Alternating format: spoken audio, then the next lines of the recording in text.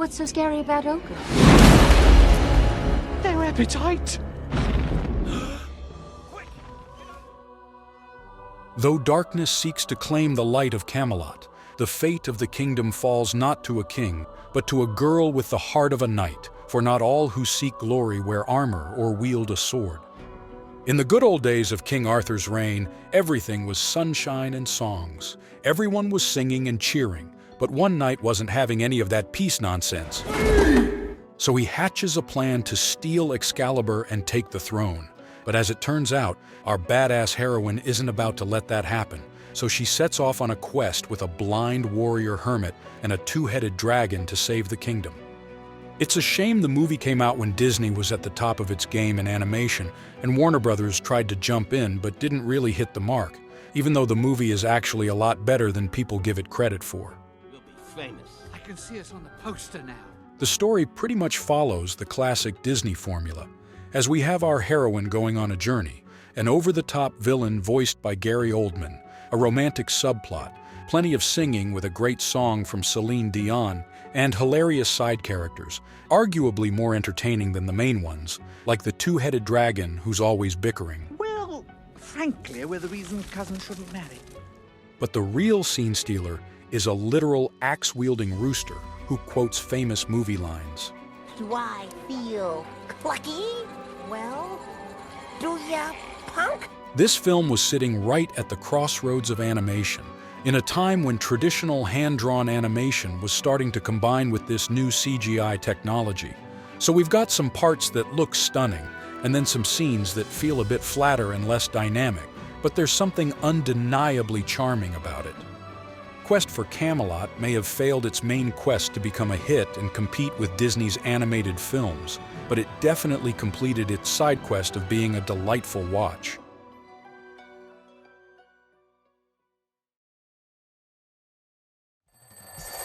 Farley Rings Animal Agency, can I help you? You need a lamb for the Moses picture? Yeah. Oh, a sacrificial lamb? No. Sorry, fresh out. In a city built on dreams, the smallest voices often disappear, yet a small cat with a big dream is ready to dance and shatter the limits set by those who refuse to see him. Danny is a singing and dancing cat from a small town who dreams of becoming a star in Hollywood, but when he gets there, he finds out that animals can only be extras and are never allowed to take center stage. Say, you! Can you play a cat? I am a cat. The film is like La La Land, just with cats, and we've got director Mark Dindal finding his groove in a charming yet subtly dark story that plays as an allegory of Hollywood's golden age. There's more to the story than meets the eye. Sure, it's fun and light for kids with talking animals who just want to sing and dance, plus a classic villain, Darla Dimple, and her Frankenstein-looking butler trying to stop them with their evil plans. But really, the film's saying that following your dreams in Hollywood, especially back then, wasn't easy. There's discrimination and tons of pushback just to get your voice heard. The animation has that classic cartoon vibe that fits our totally extra villain and her butler perfectly, bringing most of the movie's big laughs, especially when she's throwing a tantrum. I am an angel! If there is one thing we learn from this film, it's that some cats can really dance their hearts out, even Garfield, once he finally gets off the couch. Good. I knew that I would now. That was a close one. Lad. Hold on there, missus. The lad's with me. You know that short story? Yeah, he's adventure. Honey, that's what they all say. I heard that. I'll have you know, I'm a classic. When the storm outside mirrors the tempest within, for a boy lost in fear, the only way forward is through the pages of his imagination, yet not all who wander are lost. A young boy who's always scared of accidents and playing it safe gets stuck in a storm and takes shelter in a library, where he's magically thrown into an animated world by the Pagemaster. Keeper of the books and guardian of the written word. And has to tackle 3 challenges in different literary genres, adventure, fantasy, and horror, to get back to real life. The film didn't get the best reviews when it first came out, not that it doesn't deserve criticism, but it was probably more entertaining for kids than adults. Story is actually pretty cool. It's like a childhood dream of going on adventures with your favorite book characters. And here we go through classics like Dr. Jekyll and Mr. Hyde, Moby Dick and Treasure Island, but the movie's short runtime doesn't let things breathe. So they end up speedrunning through every story when it would have been so much better if they just took their time. The casting director must have been a Star Trek fan because, aside from Macaulay Culkin, we've got a Star Trek reunion with Patrick Stewart. You're lucky I was published with a thick hide! Whoopi Goldberg, Leonard Nimoy, and Christopher Lloyd, and Frank Welker as well. Horror always has sad endings. As the storm clears and the pages close, you can bet this kid's never stepping foot in a library again after being turned into a cartoon and chased by a dragon. From now on, it'll be smooth sailing!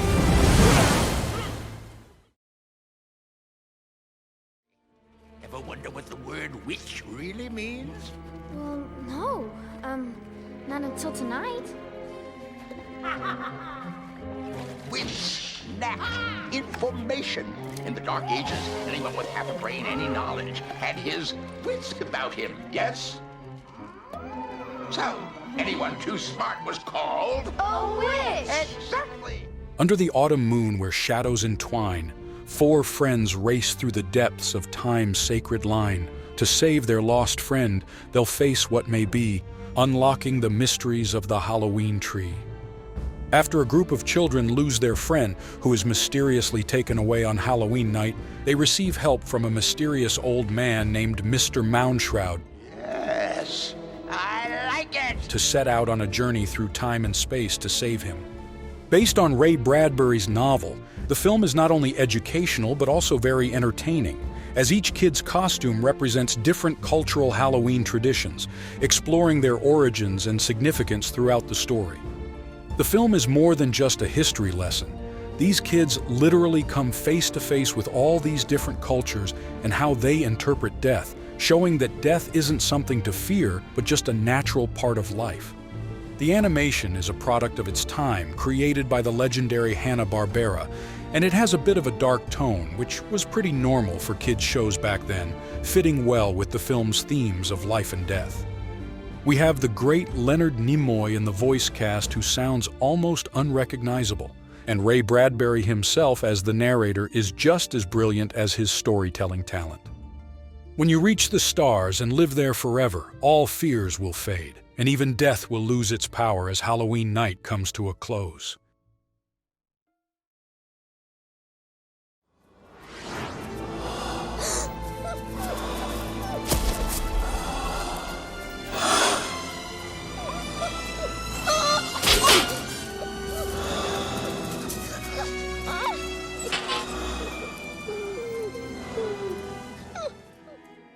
Once upon a forest, peace thrived among the trees, until a dark sickness curled its way through the forest's veins, and only the bravest souls dared to venture forth in search of a fragile hope.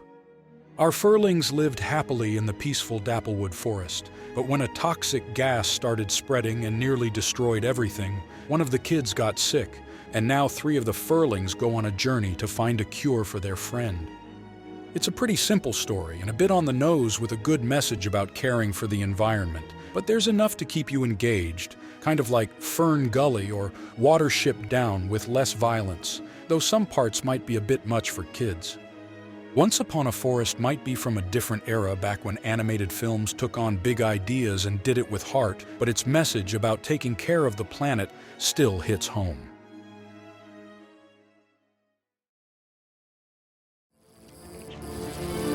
Must be 3 pounds. I don't want to miss this. Look, Max. Dad? It's Bigfoot! Could you back up a bit, Mr. Foot? You're out of focus.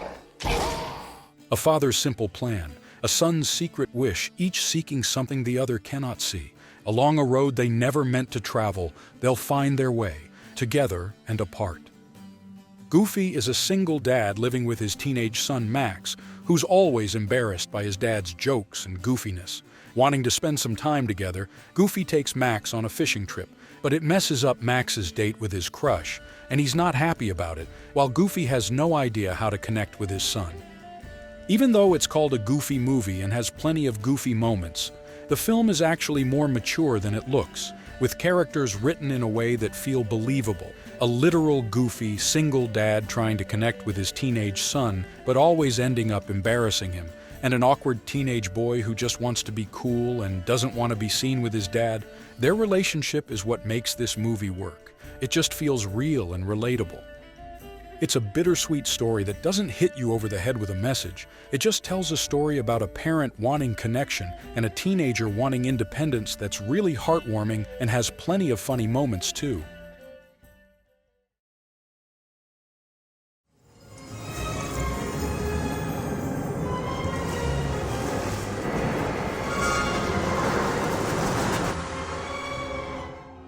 As the world succumbs to the eerie call of the night, here begins a dark hunt, and those who seek the truth must tread carefully, for the price of curiosity is peril, lest they become the next to vanish into the dark.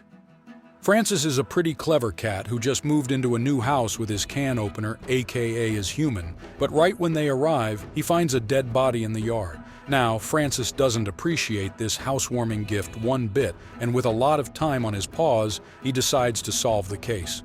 No, the cats don't dance in this one, and if you're a cat person, you might want to skip it. They really didn't hold back. It's dark and full of violence involving cats. But if you're up for it, the story's actually pretty good. We've got a gritty cat thriller with a neo-noir setting, our usual murder mystery, a feline femme fatale, and yes, even a cat sex scene, and with suspense kept high right to the end.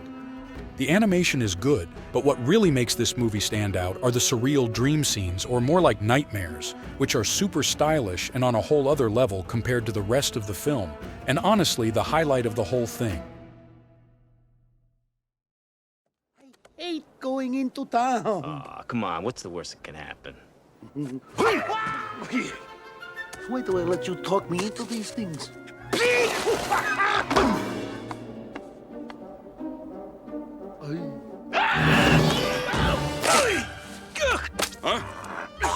What? Born of two worlds, yet belonging to none. Not a dog, not a wolf. All he knows is what he is not. If only he could see what he truly is. Balto is a half-husky, half-wolf outcast who isn't welcome among the humans or dogs in town and lives on the outskirts. But when an epidemic strikes and a sled dog team's mission to bring back the serum goes wrong, it's up to Balto to save the day. Another animated movie devoured by the giant that is Walt Disney, Balto is loosely based on the true story of the 1925 serum run to Nome, Alaska, though it takes some creative liberties like giving Balto all the glory while downplaying the role of other teams, especially Togo, who ran the longest leg. It's still a great movie with that heartwarming underdog story, and best of all, James Horner did the score in this one. Kevin Bacon makes Balto such a likable character, and the cast is great too, with Bridget Fonda, Phil Collins, Jim Cummings, and Bob Hoskins. Oh no! I'm beginning to understand the bear! It's got adventure, it's got heart, and not a single singing animal to be found. So, for an animated movie that's literally an underdog story and doesn't break into song every 5 minutes, Balto is a total win.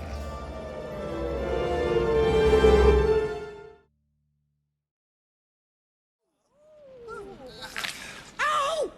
Somebody pinched me! Sorry, I thought you were the spider. Ouch! What was that? Excuse, I thought you were the centipede. A glowworm.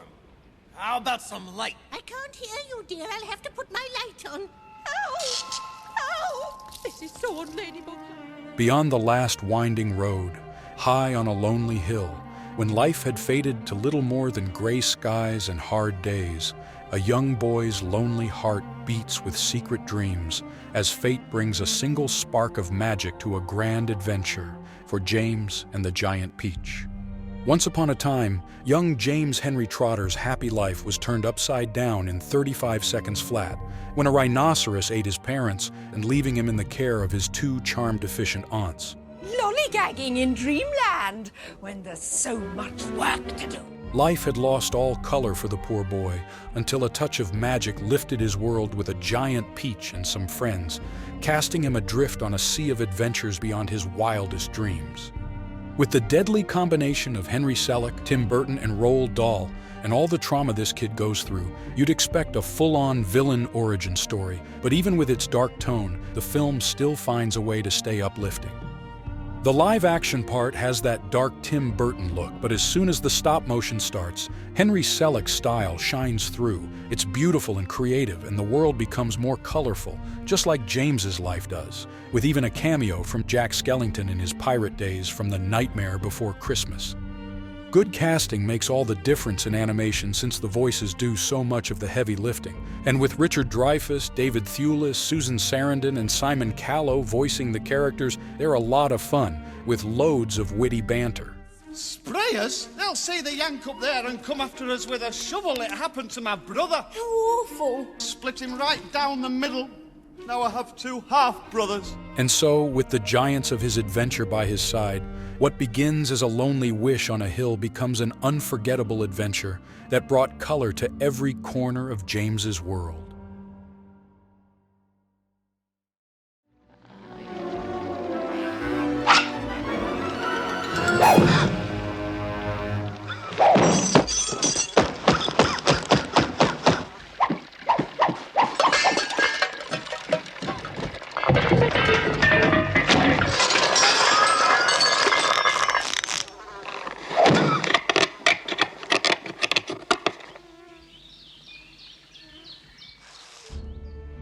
In days of yore, there stood a city of gold, its tallest spire crowned with 3 gleaming orbs. Legend foretold that the city's fate hung upon the presence of those sacred spheres, for their absence would unleash chaos and bring ruin upon its majestic streets in The Thief and the Cobbler. Our tale begins after Princess Yum Yum saves a poor cobbler named Tack from execution. Together, they must retrieve the magical golden orbs stolen by a clumsy thief, and save the kingdom from the evil Grand Vizier Zigzag and an army of one-eye monsters. But I, Zigzag, will reign supreme. Directed by the master of animation, Richard Williams, known for his work on Who Framed Roger Rabbit, the film has faced numerous setbacks over its decades-long production. It holds one of the longest production times of 30 years, but was never completed by Williams himself. As a result, various versions of the film exist, but the one closest to Williams's vision is a fan restoration called The Recobbled Cut by Garrett Gilchrist. While the film's troubled production history leaves its mark on the narrative, its animation tells a different story altogether. The vibrant colors, fluid movements, and distinctive character designs portray a masterful display of animation. The prophecy foretold that it would be the humblest of souls, armed with the smallest and simplest of things, who would bring peace to the Golden City.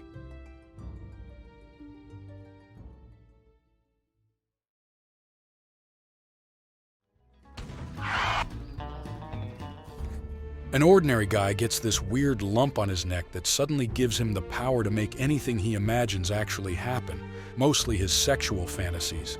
It's a very weird, dark comedy that's definitely not for everyone, but you can't deny the animation talent, and if nothing else, it's worth watching just for probably the weirdest sex scene ever put in a movie.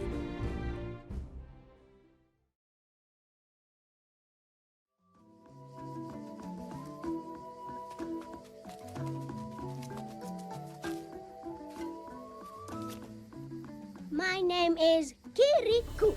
Long ago, when the rains vanished and the village fell to whispers of fear, a child was born, swift as the wind, with the wisdom of the earth and the courage to defy a power no one dared to challenge. In a small village in Africa cursed by an evil sorceress, an extraordinary boy named Kirikou is born with the ability to speak and walk from birth, setting out on a quest to break the curse and save his village from her dark power. You know a film is good when a tiny baby is just born, talking and walking, ready to take on an evil sorceress right away. The story is just fun and flips your expectations right off the bat. This is not your typical kid hero. He's independent and smart right from the start, not helpless at all. And the film actually has a great message for kids, showing that he always tries to solve things in a non-violent way, and encourages questioning instead of just blindly accepting the way things are. Cary the sorceress is mean and evil? Because she's, Because she's a sorcerer. The nudity in the film may seem jarring to some, especially for a Western audience, but it's non-sexual and aims to be realistic since the characters are just wearing their traditional clothing from their culture. The simplicity of beautiful hand-drawn animation isn't just artistic, it's key to the whole cultural context, as stripping back the visuals keeps the focus on the story and the underlying message. Kirikou is different. It's not your average animated flick, but a beautiful story from West African folk tales with a good message that wasn't part of the animation trends of its time, which was all the better for it. Well, the main thing is that I've got my hat back again. Thank you for watching, and for more underrated movies, be sure to subscribe to Underrated Cinema.